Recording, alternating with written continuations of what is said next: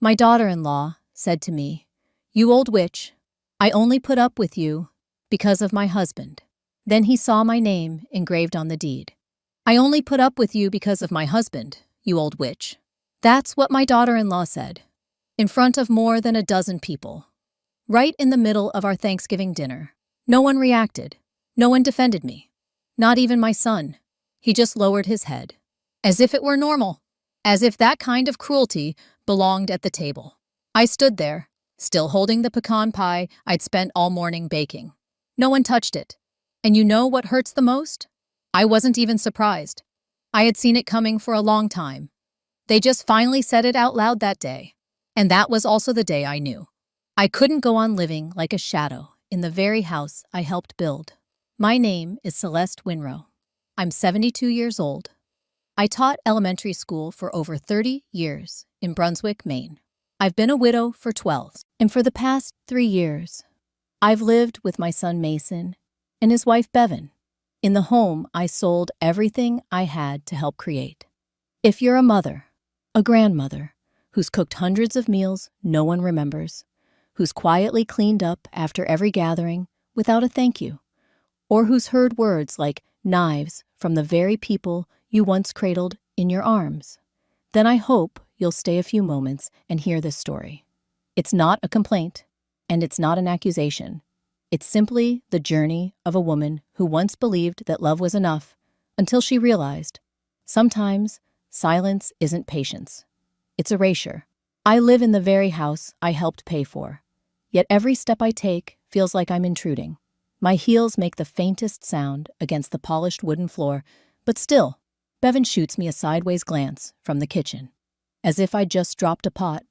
She's standing at the new counter, holding a pale gray container, eyes locked on a list open on her iPad. I slow my pace. Not because I'm tired, but because I don't want to make another sound. "This Japanese tea set, maybe it's time to toss it," she says, almost to herself, but loud enough for the whole house to hear. "That was," I begin softly. "Oh, I thought it was too old. And with the house's new color palette, it just doesn't fit anymore." I swallow hard. That tea set was something I bought in my first year of teaching, with my first real paycheck. I say nothing. Just watch as Bevan slides the whole set into a cardboard box, stuffing newspaper around it. Mason walks in through the garage, car keys still in hand. He glances at the box, then at me, with a look that seems to say, "What now?" I don't blame him. Mason's never been good with conflict. He gives me a half-hearted hug and asks, "You okay, Mom?" I nod. He scratches his head, eyes darting toward the kitchen, where Bevan is mixing something in a large bowl. "I'll talk to Bevan about the teapot." "No need, honey. It's not important." But inside, I don't feel lighter, because I know he won't say anything at all. October afternoons in Maine start to chill early. Maple leaves scatter across the front yard, a tangle of red, orange, and yellow, like a painting that spilled its colors by mistake. I stand by the window, lights off. The house glows in a soft, honeyed haze. It's beautiful, but cold. Then I hear the doorbell, followed by a familiar voice. "Anyone home? I brought pumpkin pie." The door opens, and with it, real warmth steps in. Loretta, my old friend from our teaching days in Portland, is the only one I still talk to. Her voice still carries, her stride still strong, even at 75. "My goodness, this new kitchen looks straight out of a magazine. But why does it feel colder than a showroom?" I laugh. Bevan pretends not to hear, busying herself. Loretta sets the pumpkin pie on the table, the scent of cinnamon and butter flooding the room. "Remember when we used to host dance classes at your old place? My feet always ached after cha-cha lessons, but I never missed a Saturday."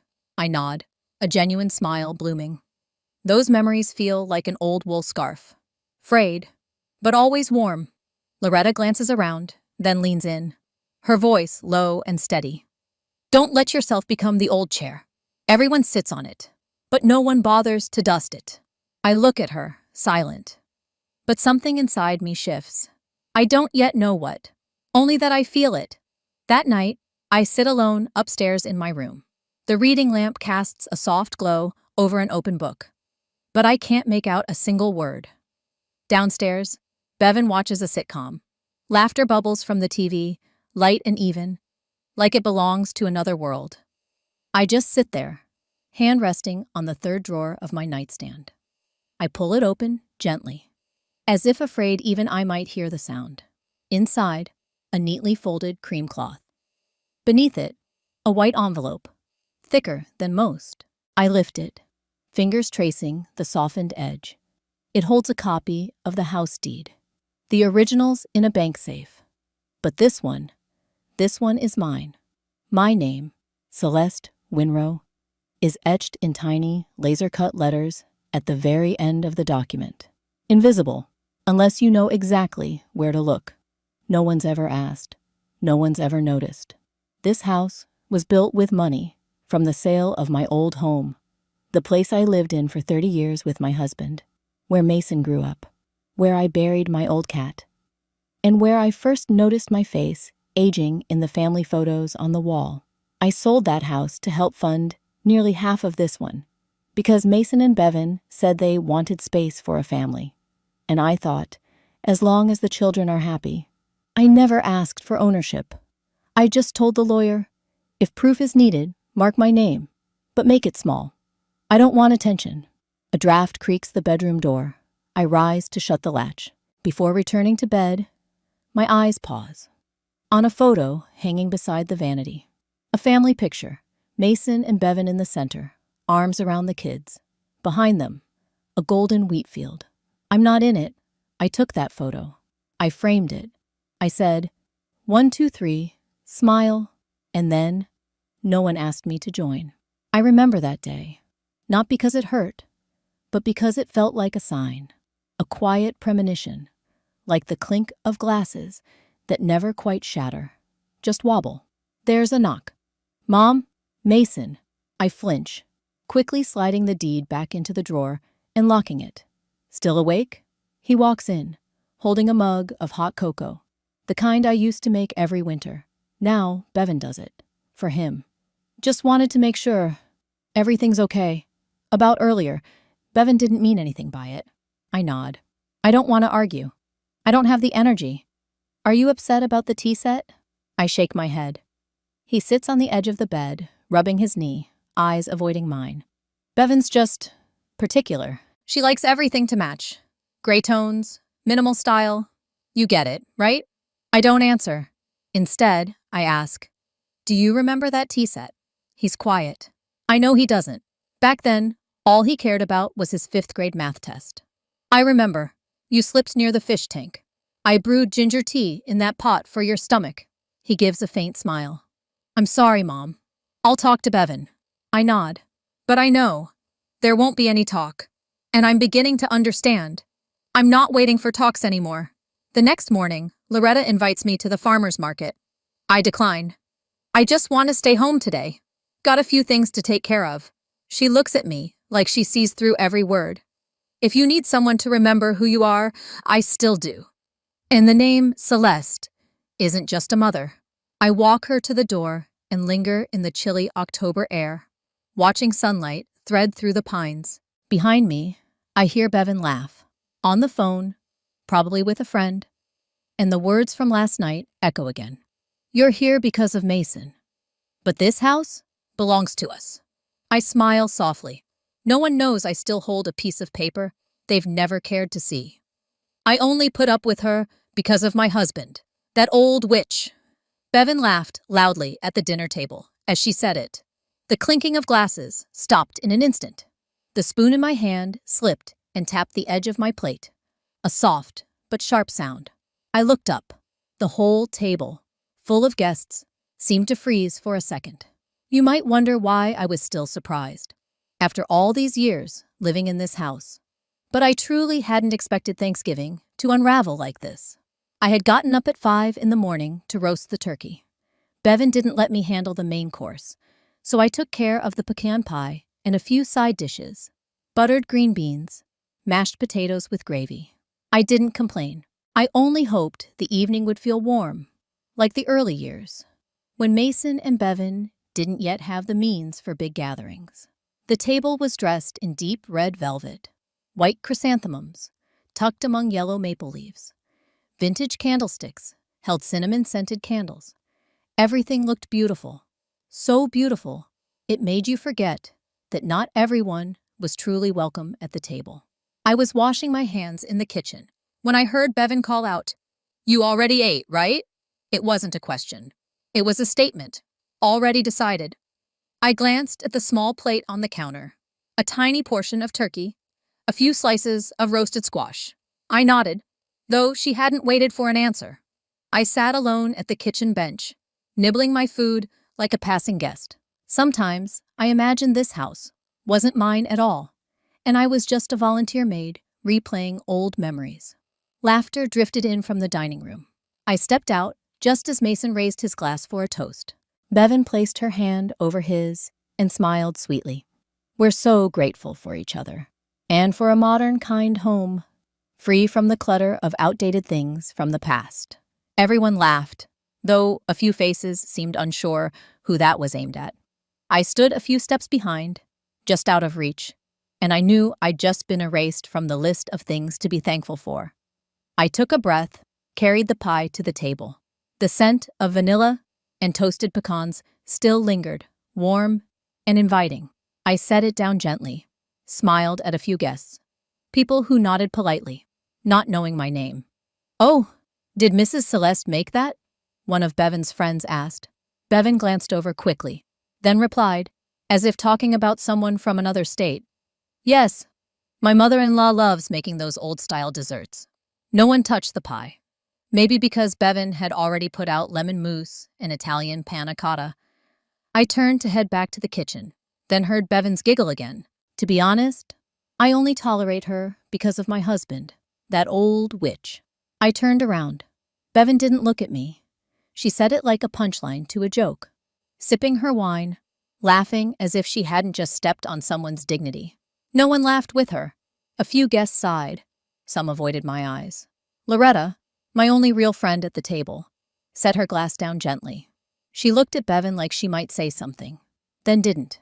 I bent down to pick up a napkin someone had dropped near a chair. It gave me a reason to bow my head, to keep them from seeing the tears stinging my eyes. I heard Mason clear his throat, but he said nothing. I stood slowly, eyes glancing past the chairs, through candlelight and crystal glasses, and landed on a quiet emptiness inside me. And I realized I had truly lost this house. Back in the kitchen, my hands trembled as I turned on the faucet. The rush of water drowned out the whispers from the living room. Bevan was telling a joke, and Mason, I knew he was avoiding looking at me. He always did that, even as a child. When he was sad, he'd sneak to the backyard and sit for hours, just listening to the crickets. As a man, he still chose silence. But now, his silence hurt. I dried my hands and turned toward the oven. One full pecan pie still sat untouched. I cut a small slice for myself. It smelled rich and buttery, the crust perfectly crisp, just like the first time I learned to bake it from my mother. She used to say, "Anyone can bake a pie, but only love makes it something people remember." Maybe I'd poured too much hope into this one. A hand touched my shoulder. I flinched. It was Loretta. "You okay?" I nodded, but said nothing. She stepped closer, looked around, then leaned toward a small drawer by the counter. "What's this?" I was surprised. That drawer usually held odds and ends. Old keychains, dried-up pens, faded notebooks. But something stuck out from under a notebook. A thick, folded document, its edges slightly yellowed. Loretta gently pulled it out, squinting to read. Then she exhaled and looked at me.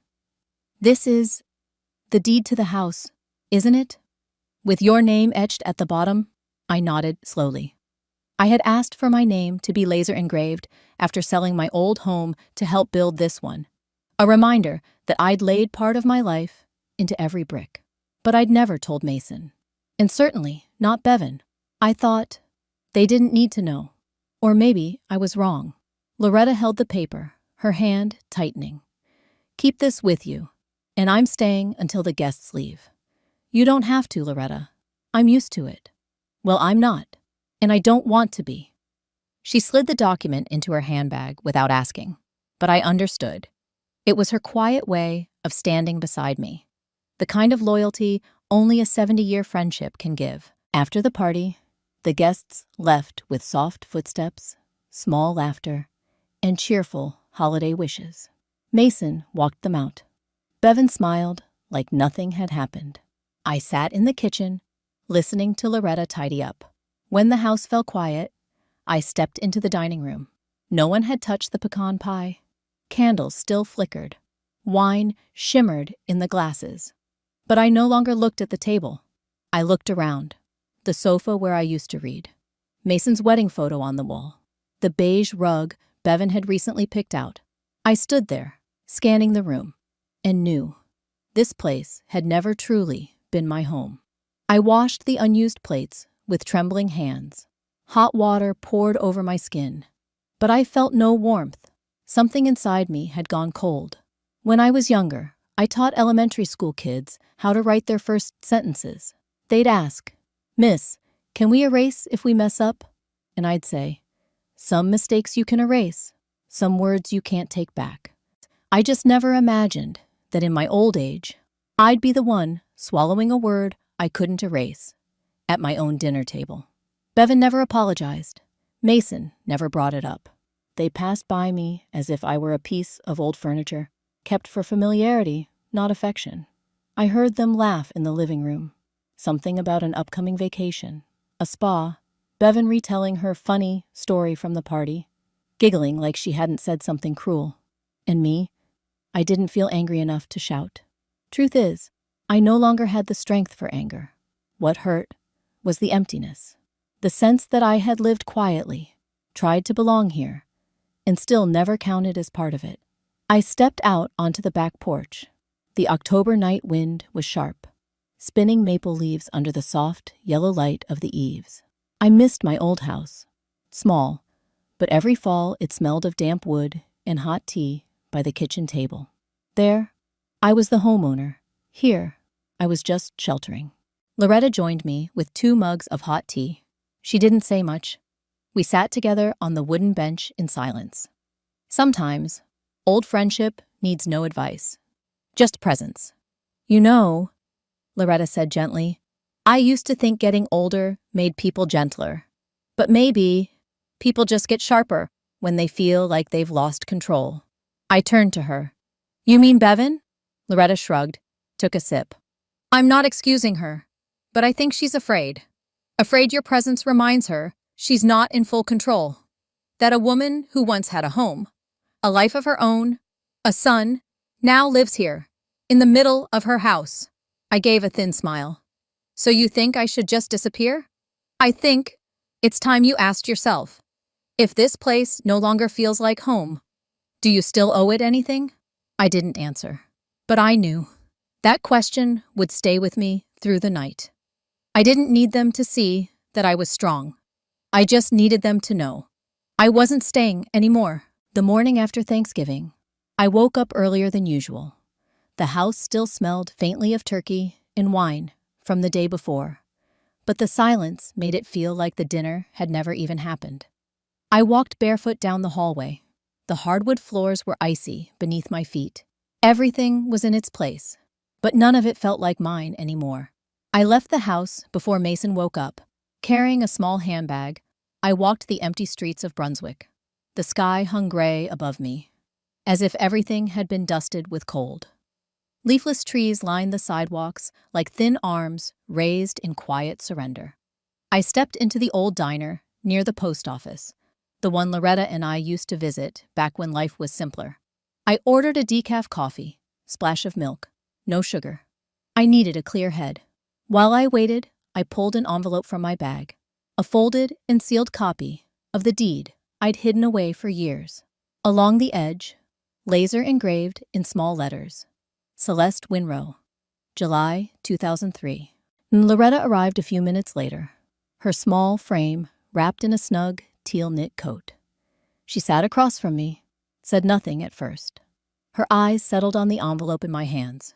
"You've decided?" she asked. I nodded, gaze fixed on the coffee cup. "No court fights, no shouting matches.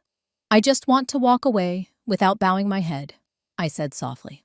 Loretta took a sip of her hot tea, then murmured, "You don't have to fight. You just have to walk. But make sure you're holding the right map." I stayed quiet for a long time before I finally said, "I made one mistake already. Believing love would be enough. I won't make the same mistake twice." 20 minutes later, I walked into a red brick building in the town center, where a small sign read, "Flannery and Associates." The glass door opened, and I was led in to meet Rachel Flannery, the granddaughter of the lawyer I used to know. Rachel was younger than I'd expected, but her eyes were anything but inexperienced. She shook my hand with both of hers, warm and steady. I handed her the envelope, and she quickly pulled out the deed, laying it on the table. "I've never seen someone engrave their name like this. You're from a generation that honors its word," Rachel smiled. I nodded. "I'm not good at fighting, but I know how to hold on to what's mine." Rachel scanned the documents, then made a fresh printout.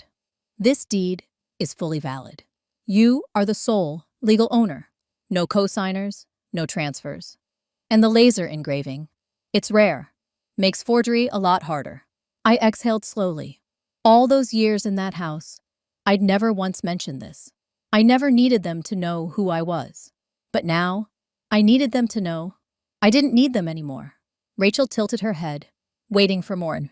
I leaned back slightly, eyes drifting to the window where early frost traced streaks across the glass. "I don't want a legal battle," I said.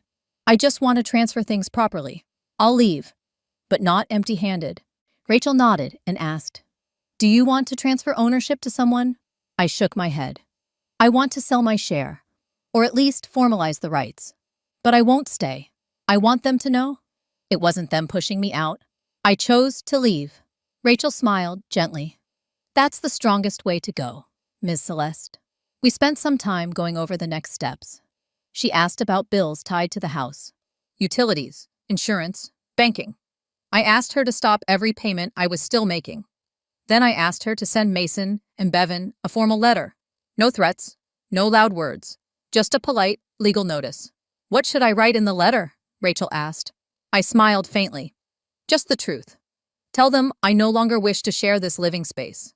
I'll be arranging to leave soon. And since I am the rightful owner, they should prepare for adjustments." Rachel nodded, then handed me a new envelope, my name printed clearly on the front. "I'll take care of the rest. You go start packing." I held the envelope, heavier than I'd expected, not from the papers inside, but from the decision it represented. I'd spent a lifetime giving myself away, but all it took was one letter to reclaim who I was. I didn't go home right after meeting Rachel. I walked toward the post office, across the small town square where an old clock still chimed on the hour. A few late-season red leaves clung to the park bench. A gust of wind sent scattered pages of newspaper tumbling across the pavement. I sat down, pulling my coat tighter. There was a strange feeling blooming in me.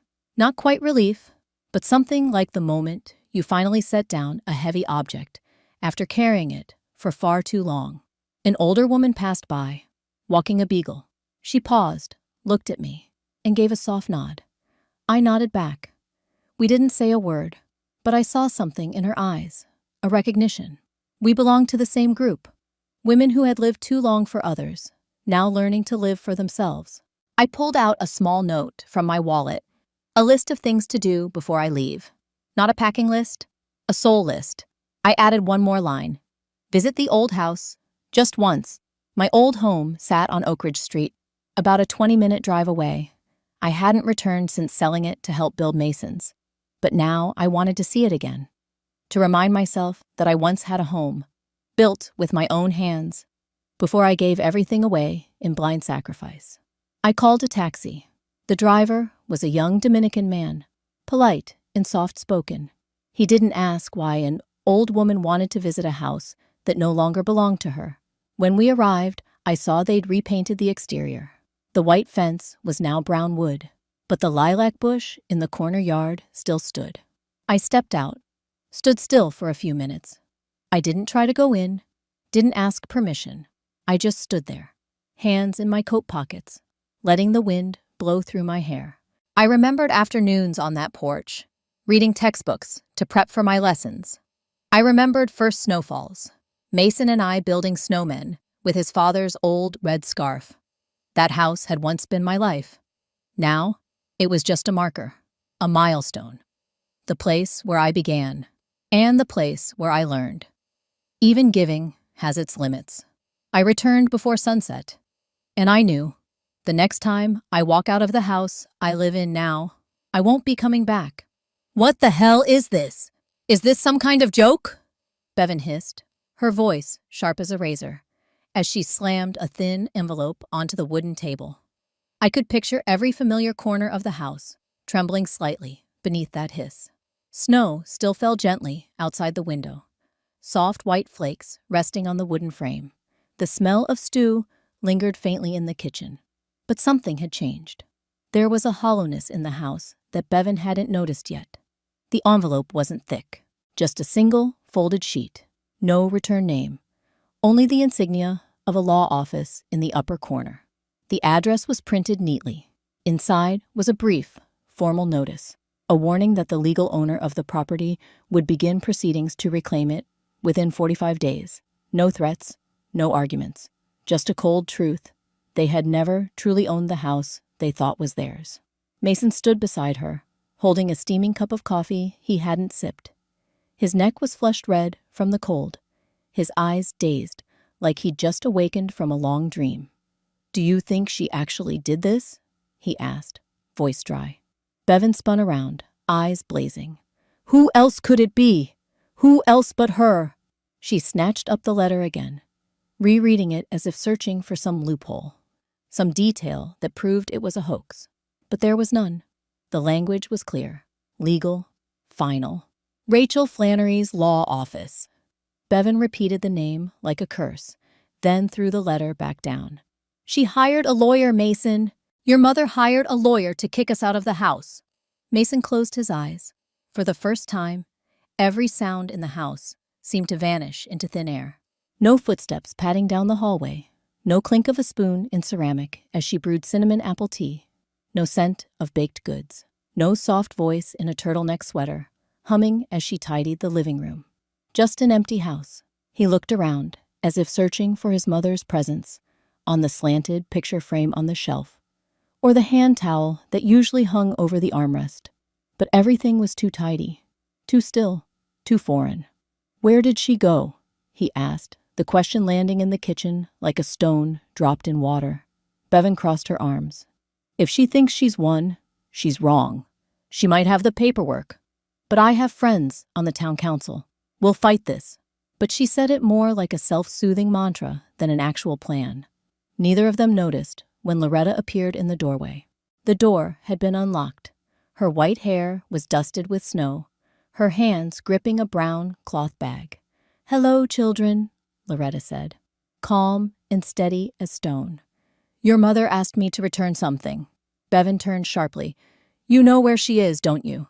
"No," Loretta replied, eyes clear and cold. "And even if I did, I wouldn't tell you." Mason stepped toward her. "Loretta, please. I don't understand what's happening." Loretta didn't answer right away. She placed the bag on the table, unzipped it, and pulled out a delicate ivory silk wrap.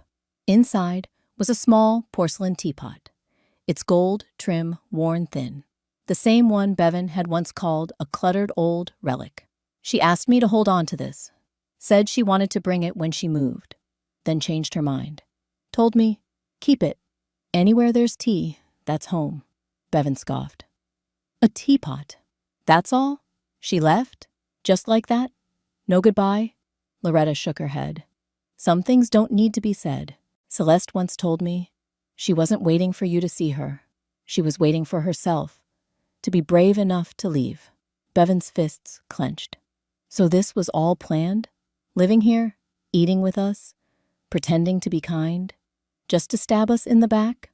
Loretta didn't flinch. She pulled up a chair near the fireplace, brushed the snow from her gray sweater.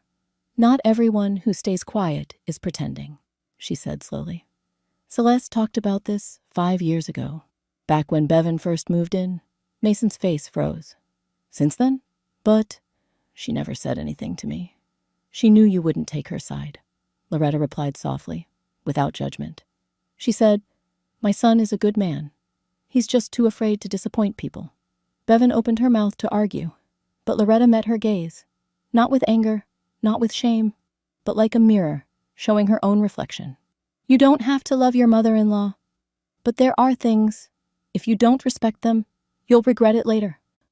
Mason walked to the kitchen cabinet, to the drawer where his mother always kept her tea.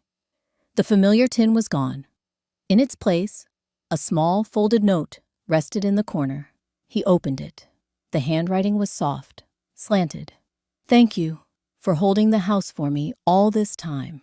Mason stood still. Every sound faded, as if the entire room had been drawn into the paper's quiet weight. Bevan grabbed the note, read it once, then tossed it back on the table. "She's crazy." "No," Loretta said, her voice calm and certain. "She's clearer than anyone I know." The house suddenly felt unfamiliar. Every object, the carnation painting, the incomplete set of glassware, the faded rug, seemed to lose its spirit, because the woman who gave them life was gone. Mason climbed the stairs. His mother's room was empty. The bed made neatly, sheets fresh, no indentation on the mattress edge. By the window, the lace curtain swayed gently in the breeze. The old photo of his grandfather had been taken down. On the vanity, no comb, no lavender hand cream, just a worn pillow embroidered with fading words. "Home is not a place, it's a feeling." Back downstairs, Loretta stood, adjusting her collar. "Where is she now?" Mason asked. Barely above a whisper, Loretta paused, then shook her head. "Celeste doesn't want you to know. She needs time, space, a world where she's not treated like a guest in the house she helped build." Bevan folded her arms and turned away, but something in her eyes had changed. Less anger, more uncertainty. Loretta moved to the door, then turned back one last time. Her voice firm but gentle. "That woman gave almost everything she had. Don't wait until she's truly gone to start counting the words you never said." The door closed behind her. Snow continued to fall outside. And inside that house, there was no one to brew tea. No soft voice asking if Mason had eaten. No rustle of pages turning late at night. Only silence remained. Mason stood in the kitchen, eyes fixed on an old, chipped mug, still sitting on the upper shelf.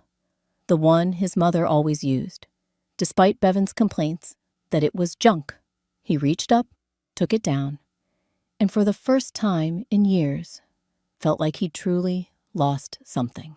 That afternoon, Mason returned to his home office, where Celeste used to leave a quiet cup of tea by the desk, never saying a word. The desk was as tidy as always, but the family photo, the oak frame Celeste had bought at the town fair in 2010, was gone.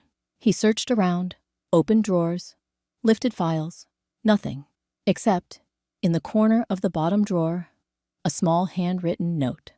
"Don't wait until you no longer hear your mother's footsteps to realize how empty the floors have become." Mason sighed, leaning back into the chair. For a fleeting moment, he remembered the day his mother cried because she couldn't find her old wedding ring. It had slipped between the couch cushions. That day, he'd snapped, "It's just a ring, Mom. I'll buy you another." Now, he understood. Some things can't be replaced.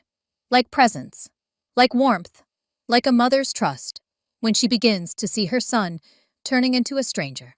In the kitchen, Bevan paced, phone in hand. She muttered nonsense. "There's gotta be a way. We can't let her do this." But she didn't even know who to call. A lawyer? The police? Her parents? No one could answer the biggest question echoing in her mind. Why would she leave like that?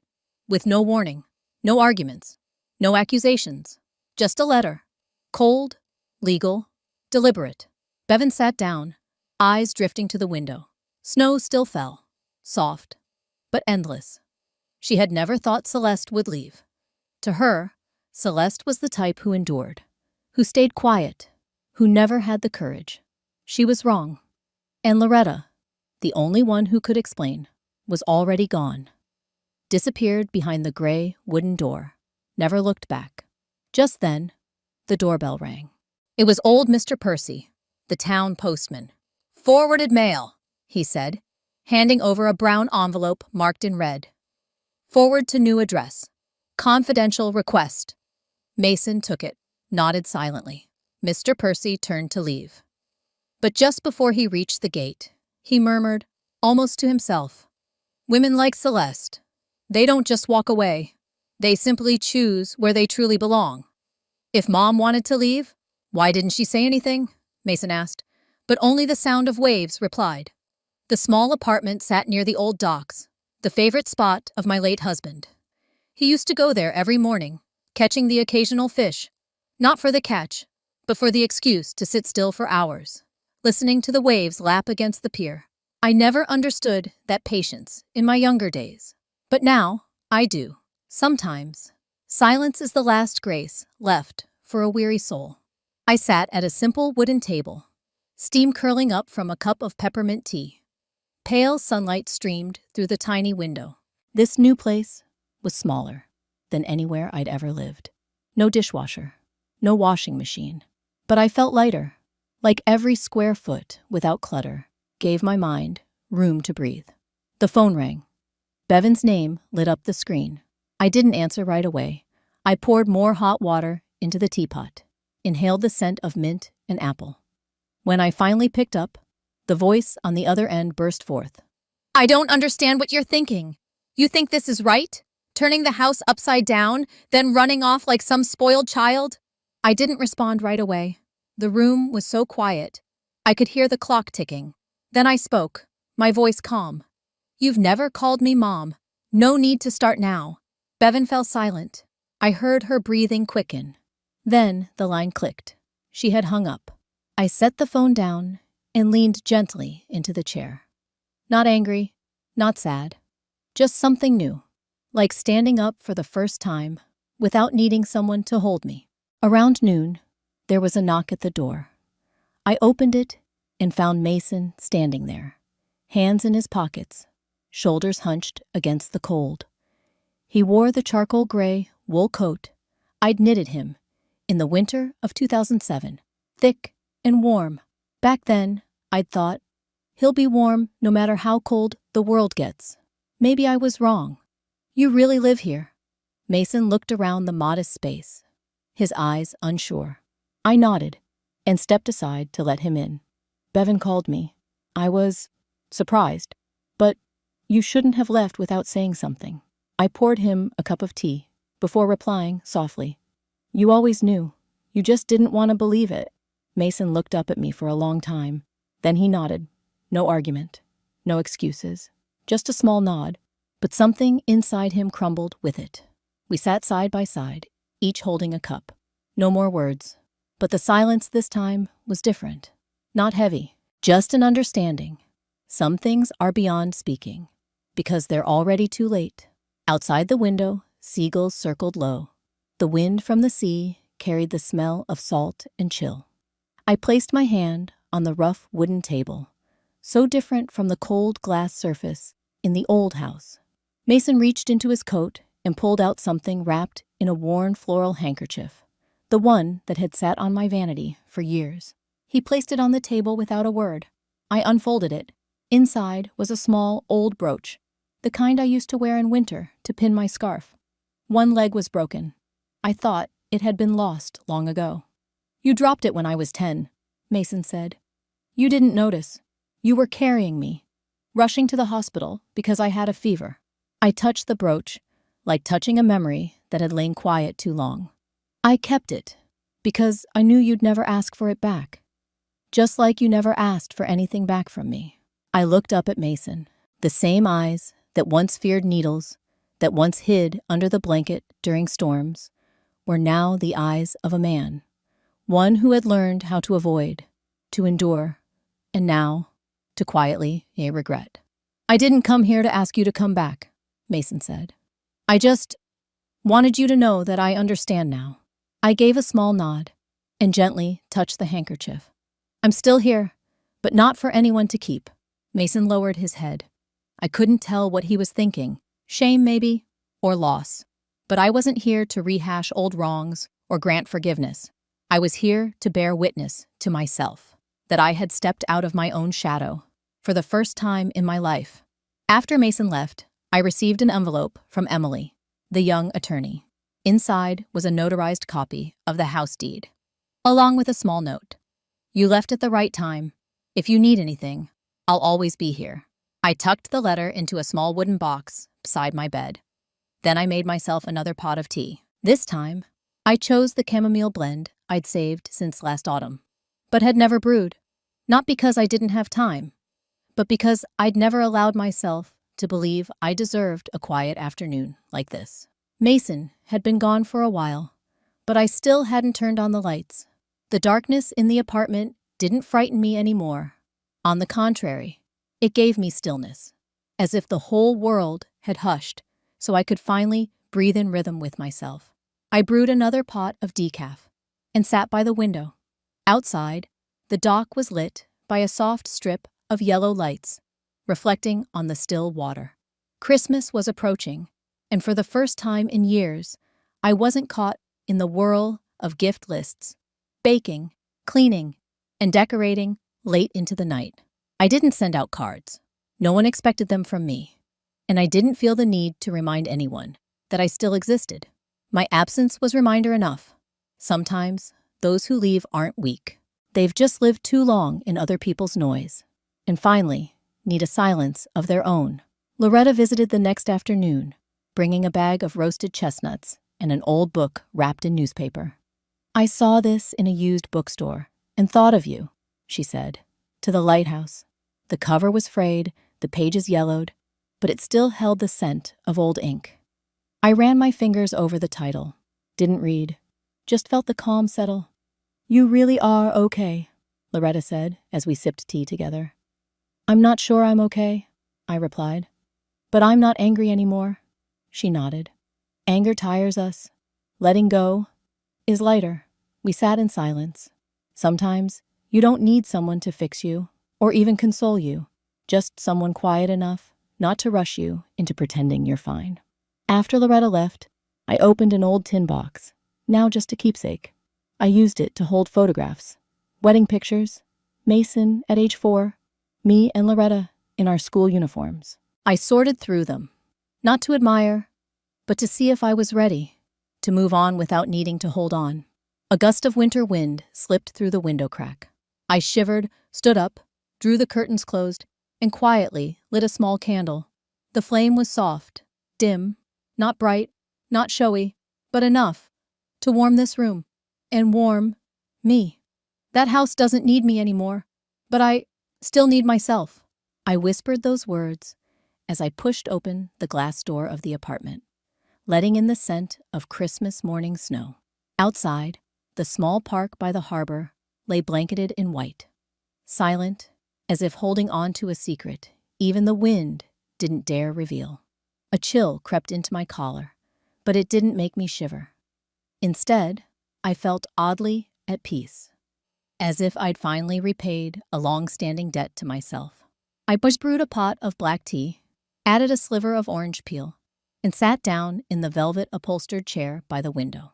The old handkerchief Mason had brought still lay on the table, beside the tin box holding unanswered letters.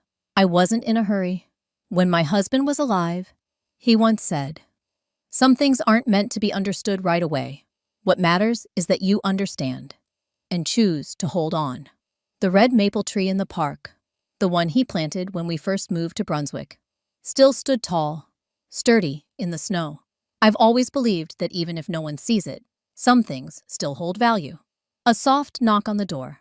I opened it to find Loretta, wrapped in a thick scarf, arms full of waffle cookies. "I knew you'd be up early," she smiled, her eyes bright in the frosty morning. "And I knew you'd need a little sweetness today." We sat by the window, sharing the cookies without much talk. Loretta laid down a photograph. 2 young girls with curly hair standing on a wooden porch. lemonade in hand. Us. More than 50 years ago. Remember this day? She asked. I nodded. The day we canceled our first dance class because the power went out. Yeah. And then laughed ourselves silly in the dark because the cassette player still ran on batteries. Loretta chuckled, then softened. Celeste, I know today isn't easy, but you did the right thing. I didn't reply. I simply opened a drawer and took out a letter from the town library board, thanking me for funding a scholarship in my husband's name.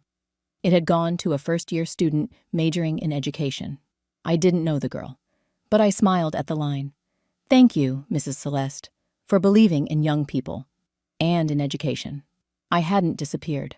I had simply shifted into another shape, another space where I still mattered. Loretta stood, brushing snow from her sleeves. Let's go. I want to visit his maple tree. We walked out, each holding a paper cup, steam curling above the snow. The park was quiet, save for the sound of our footsteps and distant waves from the harbor. The maple tree now towered above us, its bare branches heavy with snow. At its base, I placed a small candle lantern, its soft yellow glow flickering, fragile but warm. I didn't pray. I didn't speak aloud. I simply whispered, I haven't disappeared. I've just bloomed. A little later, Loretta stood beside me in silence, then said gently, I used to worry you'd stay another 10 years, just enduring. But you know, sometimes walking away is an act of love. I looked at her. I think I've been waiting for someone to tell me that. We returned to the apartment as the sun climbed higher. On the steps, a single envelope sat neatly in the mailbox. I recognized Mason's handwriting instantly. No return address, just one line. If you'll allow it, I'd like to bring Emma to visit you. I carried the letter to the kitchen, folded it carefully, and tucked it into the tin box, beside the handkerchief, beside the letter from the young student. Small things, but real. I didn't reply. Not because I was angry, but because, for the first time, I wanted to choose my moment to speak. Not out of urgency, not to please anyone. The day wore on. Pale winter light stretched long across the wooden floor. I made another pot of tea, this time without sugar, without orange peel, just plain black tea. A little bitter, but true. Loretta returned in the late afternoon. She brought a small wooden sculpture, a woman with her arms reaching skyward. I thought you might need this in your new home, she said, placing it on the windowsill. I looked at it, not polished, just a rough piece of carved wood. But the raised arms held life. I'd never thought of decorating the apartment. For me, stillness and space were a kind of freedom, but I nodded. Thank you. Do you regret it? Loretta asked after a quiet moment. I didn't answer right away. I walked to the window, looked out at the maple tree still standing in the snow. Then I turned back and shook my head. I just wish I had done it sooner. Loretta nodded. No surprise. No follow-up. She understood. And maybe in this life, nothing is more precious than a friend who understands you without needing the explanation. That night, I turned off all the lights, except for the single candle, glowing faintly in a hanging lantern by the door. I sat at the table and opened a small notebook I hadn't used in a long time. Not for journaling, but to write down a short list. I left. I didn't disappear. I'm still here. For myself. Then I closed the notebook and exhaled. This Christmas, there was no tree, no gifts, no blaring music, but something inside me had changed, quietly but deeply, as if, after years of being overlooked, of being pushed aside, I had finally walked myself back to the center. Not the center of someone's house, not the center of someone else's world, but the center of me. I left that house on a snowy morning. No one saw me off. No one called me back. But I didn't feel alone, because for the first time in years, I wasn't leaving to please anyone. I was leaving to protect the last bit of self-respect I still had. People may forget the meals you cooked, the advice you gave, but they will remember the day you walked away. and never looked back. Have you ever asked yourself, what does family really mean if it only exists when you stay silent? If you're sitting quietly in your own home, remember, you don't need to shout to be heard. Sometimes, just standing up is enough.